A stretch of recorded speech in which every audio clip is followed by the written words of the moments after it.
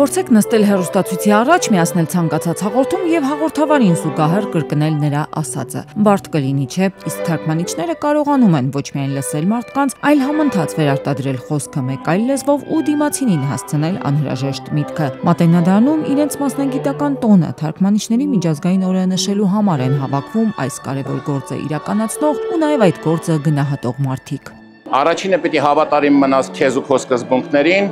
երկրորդը պիտի հիշես, որ թարգմանությունը արվեստ է, արհեստ չի։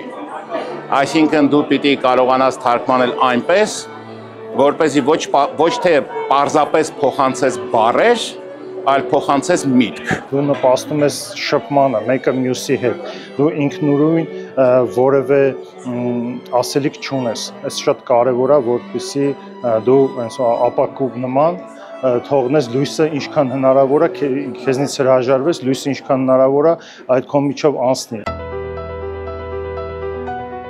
Թարգմանության միջազգային օրվա համար այս տարի ՄԱԿ-ը վստահության թեման է ընտրել։ Հայաստանում եւս մասնագիտական օրվա պանելային քննարկումը «Թարգմանիչներ, վստահելի ձայներ հարափոփող աշխարհում» խորագրի ներքո էր ընթանում։ Վստահությունը թարգմանության գործում իսկապես առաջնային դեր ունի։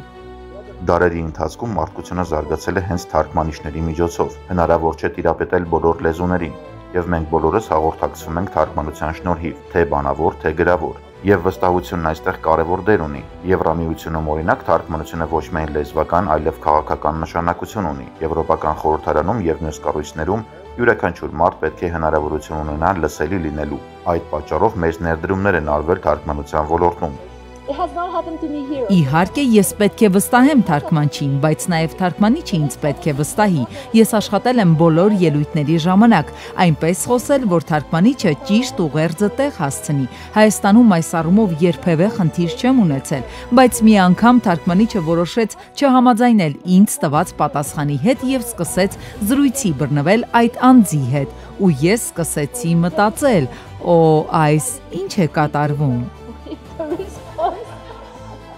And so we got into the conversation and I was like, what's going on there, you know? Բայց առհասարակ թարգմանիչներն աշխատում են իրենց տեսակետները, էմոցիաները չխառնել ասված խոսքին։ Պրոֆեսիոնալ մոտեցում է, թեպետ նույն պրոֆեսիոնալիզմը ստիպում է երբեմն թարգմանիչներին փրկել իրավիճակը։ Շատ հաճախ մենք մեծ հետ տեղի ունեցած բաները աշխատում ենք մոռանալ կամ մոռացության տալ,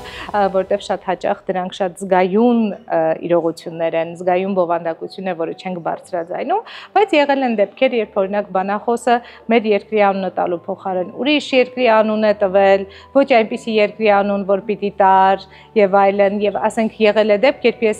նայելով բանախոսին տվել եմ մեր երկրի անունը, բայց արդեն հայերեն, որը ակնհայտորեն ինքը չի էլ հասկացել։ Թարգմանության գործի վարպետները այս ոլորտում մարտահրավերներ, խնդիրներ իհարկե տեսնում են Հայկական համընթաց թարգմանիչների ասոցիացիայում, փորձում են վեր հանել դրանք, քննարկել, լուծումներ գտնել։ Արհեստական բանականության թեման է նաեւ հաճախ քննարկման առիթ հանդիսանում, թեև հայաստանյան թարգմանիչները դեռ մեծ վտանգ չեն զգում։ Իհարկե, արհեստական բանականության մասին խոսակցությունները այս շուկայում էլ կան, բայց